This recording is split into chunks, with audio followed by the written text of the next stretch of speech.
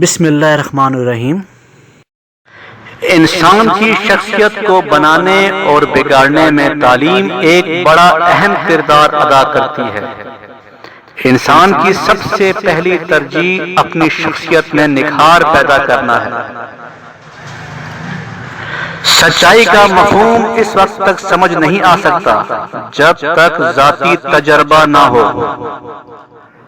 اپنی فطرت کے خلاف کام کرنا خود پر ظلم کرنے کے مترادف ہے۔ انسان امیر نہیں، دوسروں سے امیر بننا چاہتا ہے۔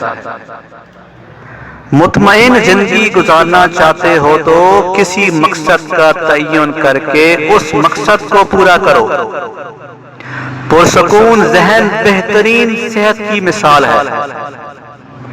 نئی چیز تیار کرنے سے پہلے قابل لوگوں سے ہنر ضرور سیکھیں۔ ہمیشہ خواہشات کو محدود کر کے خوشیاں تلاش کرو۔ کسی بھی مسئلے کا حل بہترین چاہتے ہو تو ہمیشہ بات چیت کے ذریعے اس مسئلے کا حل نکالو۔ اپنے دل کا سکون چاہتے ہو تو دوسروں کا خیال رکھو، ان سے ہمدردی کرو۔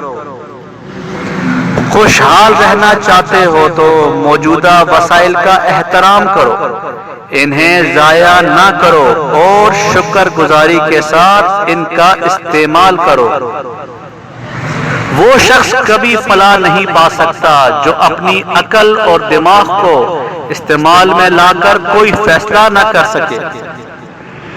اپنی مقبولیت میں اضافہ چاہتے ہو تو مایوس لوگوں کو امید سے آراستہ کرو۔ با اخلاق لوگ ہمیشہ لوگوں کے قریب ہوتے ہیں۔ 95 سال کی عمر میں بھی 18 سال جوانی چاہتے ہو تو گائے کے دودھ میں اسپغول کا چھلکا ملا کر پیا کرو۔